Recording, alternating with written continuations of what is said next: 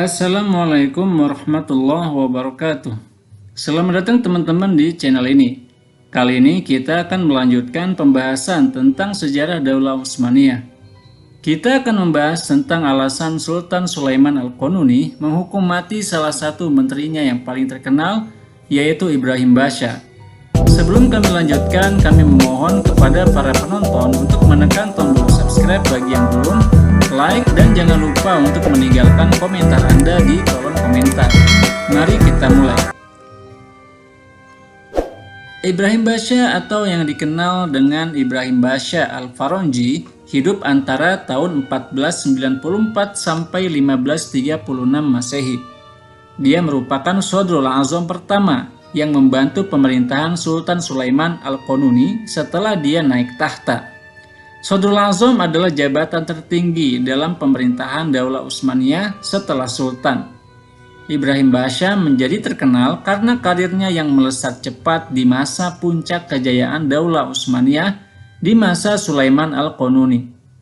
Ibrahim Basha juga dikenal dengan peristiwa hukuman mati atas dirinya yang penuh dengan kontroversi dan misteri. Ibrahim Basha lahir di dalam sebuah keluarga Nasrani di kota Barga di wilayah pantai dari negeri Yunani. Ayahnya ialah seorang nelayan. Sejak kecil, dia telah hidup jauh dari orang tuanya. Ada beberapa pendapat tentang alasan mengapa dia hidup jauh dari orang tuanya. Ada yang berpendapat bahwa keluarganya yang sengaja menjualnya. Ada pula yang berpendapat bahwa dia diambil oleh bajak laut. Pendapat lain mengatakan bahwa dia diambil oleh Turki Utsmani sejak kecil dan dididik untuk menjadi tentara atau pegawai pemerintahan. Sebuah sistem perekrutan ala Turki Utsmani yang dikenal dengan sistem Dushirmah, yang dilakukan oleh Turki Utsmani di beberapa wilayah, terutama di wilayah Balkan. Pendapat lain mengatakan bahwa dia dijual kepada seorang janda di wilayah Magnesia, sebuah wilayah yang masih termasuk ke dalam wilayah Yunani. Janda tersebut merawatnya dan mendidiknya dengan baik. Ibrahim Basha sejak muda telah belajar memainkan biola. Kemudian nasib membawanya ke Anatolia. Di sana dia dididik dengan didikan istana. Di sana orang-orang istana Daulah Utsmaniyah merasa tertarik dengan kecerdasan Ibrahim Basha dan kepribadiannya yang menarik. Maka dia pun mendapatkan kesempatan untuk berinteraksi dan bergaul dengan Sulaiman Al-Qanuni muda yang merupakan putra mahkota dari Sultan Salim I. Mereka berdua akhirnya menjadi sahabat. Hal ini membuat Ibrahim mendapatkan kesempatan untuk merasakan pendidikan istana layaknya putra mahkota. Dia mempelajari berbagai ilmu pengetahuan. Dia pun mempelajari beberapa bahasa, antara lain bahasa Persia, bahasa Yunani, bahasa Serbia, bahasa Kroasia, bahasa Italia, dan dia pun memiliki pengetahuan yang luas. Ibrahim Basha menjadi Perdana Menteri atau Sodrul Azam di usia muda. Saat itu usianya 28 tahun pada tahun 1522 atau 1523 Masehi. Dia menggantikan Beri Muhammad Basha yang ditunjuk Sultan Salim pada tahun 1518 Masehi. Ibrahim Basha memiliki 3 julukan. Julukan yang pertama ialah Ibrahim Basha Al-Faronji. Al-Faronji artinya Eropa, karena dia berasal dari keluarga Eropa.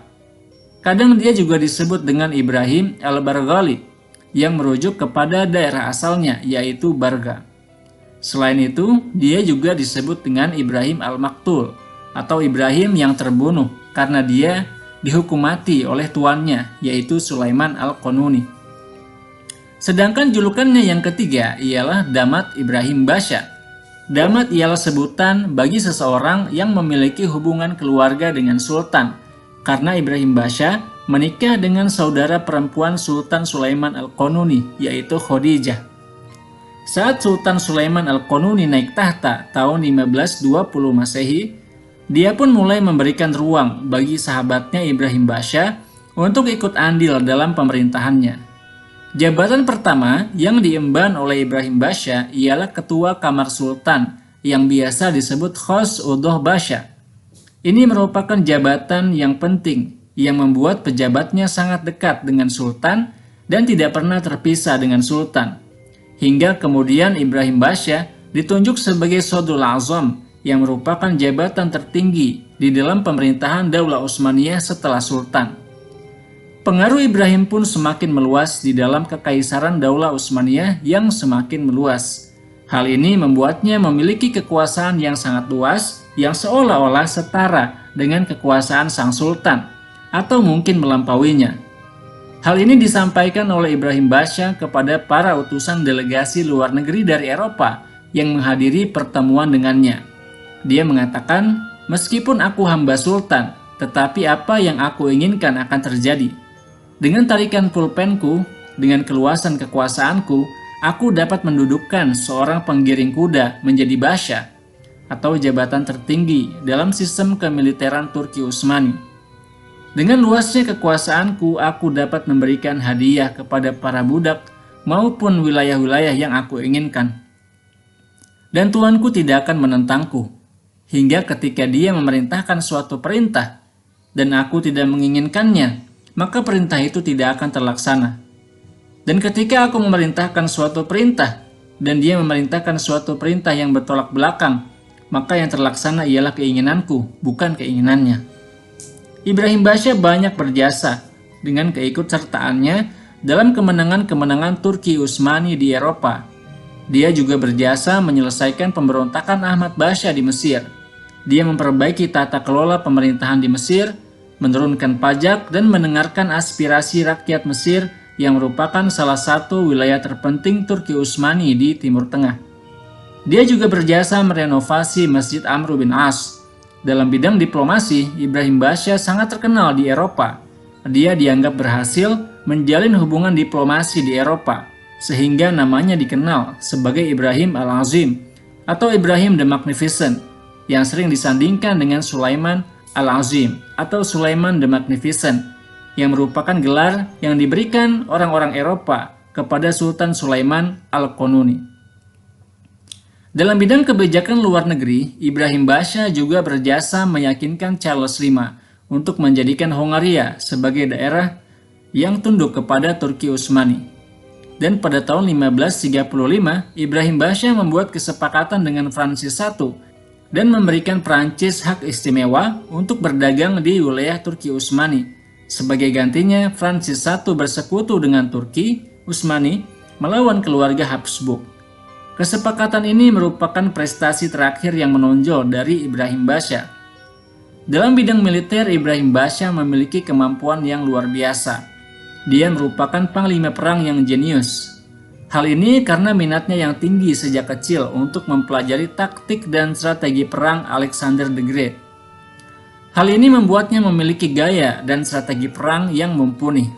Ibrahim Basha memiliki peran paling besar dalam kemenangan-kemenangan Turki Utsmani selama kepemimpinan Sultan Sulaiman Al-Qanuni. Saat penaklukan Beograd di Serbia, Ibrahim menasihati Sultan untuk memindahkan pasukan dan perlengkapan perang Turki Utsmani melalui jalur sungai Tona, sekarang sungai Danube, daripada melalui darat, sehingga mereka tidak perlu masuk ke hutan yang memungkinkan pasukan Hongaria untuk menghancurkan pasukan Utsmani dengan mudah. Taktik ini berhasil, dan pasukan Hongaria terkaget-kaget dengan kedatangan pasukan Utsmani di depan gerbang kota Beograd. Ibrahim Basha juga dianggap sebagai arsitek Turki Utsmani dalam Perang Mohacs yang terjadi pada 29 Agustus 1526 di wilayah Hongaria.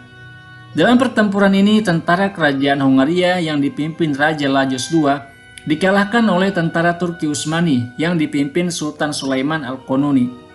Dia membuat taktik yang membuat tentara Turki mampu menaklukkan tentara Hongaria hanya dalam 1,5 jam saja, sehingga mereka mampu menguasai Budapest. Ibrahim Basha juga memberikan nasihat Sultan Sulaiman Al-Qanuni dalam penaklukan Vienna agar memulai penyerangan di akhir musim dingin, sehingga pengepungan dapat dilakukan di musim semi. Namun Sultan Sulaiman tidak menjalankan nasihat tersebut, sehingga Vienna tidak dapat ditaklukkan. Ibrahim Basha juga berhasil mengalahkan pasukan Daulah Safawiyah, sehingga pasukan Turki Utsmani dapat memasuki Tibris hingga mencapai Baghdad. Para sejarawan berpendapat bahwa setelah kematian Ibrahim Basha, keberhasilan Sultan Sulaiman Al-Qanuni tidak sebanding dengan saat Ibrahim Basha masih memimpin sebagai Perdana Menteri atau Sadrul Azam. Bahkan Ibrahim Basha juga masih memiliki beberapa ambisi besar, antara lain menaklukkan Italia dan menguasai dunia baru yang nantinya dikenal dengan Amerika. Namun takdir berkata lain, dia wafat sebelum memenuhi ambisinya tersebut. Setelah kembalinya pasukan Utsmaniyah ke Konstantinopel setelah peperangan dengan Daulah Safawiyah, Sultan Sulaiman memerintahkan untuk menghukum mati tangan kanannya Ibrahim Basha pada malam ke-22 bulan Ramadan tahun 942 Hijriah yang bertepatan dengan tanggal 5 Maret tahun 1536 Masehi. Dia dicekik di kamar tidurnya di Istana Al-Babul Ali setelah menjabat selama 13 tahun sebagai Sadrul Azam.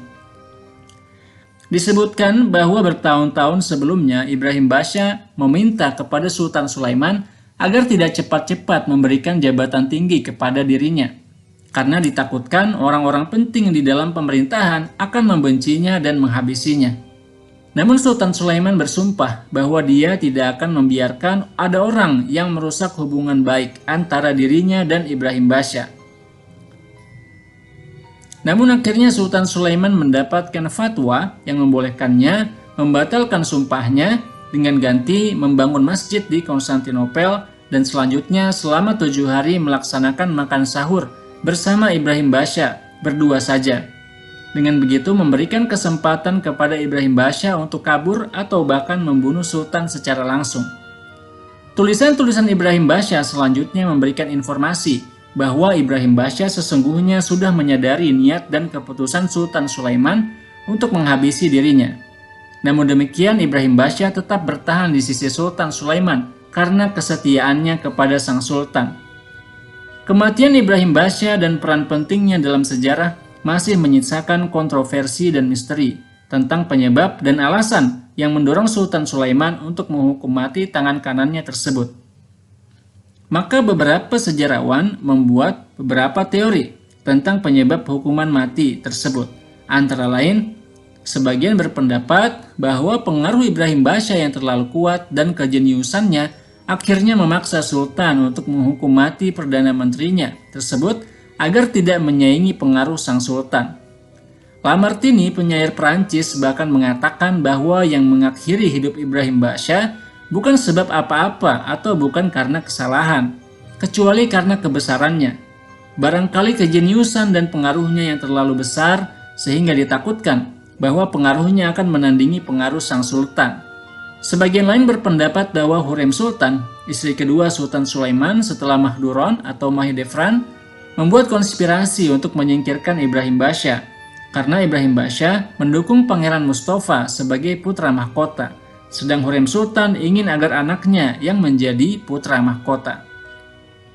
Sebagian lain berpendapat bahwa Ibrahim Basha melakukan kesalahan dengan menaruh beberapa patung dewa-dewa Romawi kuno dari wilayah Hongaria di depan istananya. Hal ini membuat sebagian masyarakat mempertanyakan akidahnya. Apalagi Ibrahim Basha berasal dari keluarga Yunani Nasrani. Hal ini pun menimbulkan kesan yang kurang baik, mengingat Daulah Utsmaniyah saat itu merupakan negara Islam yang juga merupakan khilafah yang menjadi rujukan dan pusat perhatian umat Islam di seluruh dunia. Sehingga muncul keraguan tentang kepribadian Ibrahim Basha dan ditakutkan bahwa dia akan mendukung kepentingan orang Nasrani. Dia pun sempat mengunjungi kedua orang tuanya di Yunani dan membawa mereka ke istananya di Istanbul. Dan catatan sejarah menyebutkan bahwa kedua orang tuanya akhirnya masuk Islam. Teori lain mengatakan bahwa istri pertamanya yang merupakan saudara perempuan Sultan Sulaiman cemburu dengan pernikahan Ibrahim Basha dengan istri keduanya bernama Muhsinah. Sehingga hal ini membuatnya bersalah di hadapan Sultan Sulaiman. Makam Ibrahim Basha juga masih menjadi hal yang kontroversi dan misteri. Sebagian berpendapat bahwa dia dimakamkan di belakang istananya. Namun kuburannya yang kecil dan kurang baik membuat sebagian orang berpendapat lain. Ada yang berpendapat bahwa dia dimakamkan di Barga, tempat kelahirannya, karena dia pernah berwasiat untuk dimakamkan di sana. Ada yang berpendapat dia dimakamkan di Aljazair, salah satu wilayah terjauh Daulah Utsmaniyah. Sebagian yang lain berpendapat bahwa dia dimakamkan di Manisa. Jangan lupa untuk menekan tombol like dan subscribe bagi yang belum, dan tuliskan pendapat Anda di kolom komentar. Terima kasih Anda sudah menonton video ini sampai habis. Saya Muhammad Isdian Muttaqin. Wassalamualaikum warahmatullahi wabarakatuh.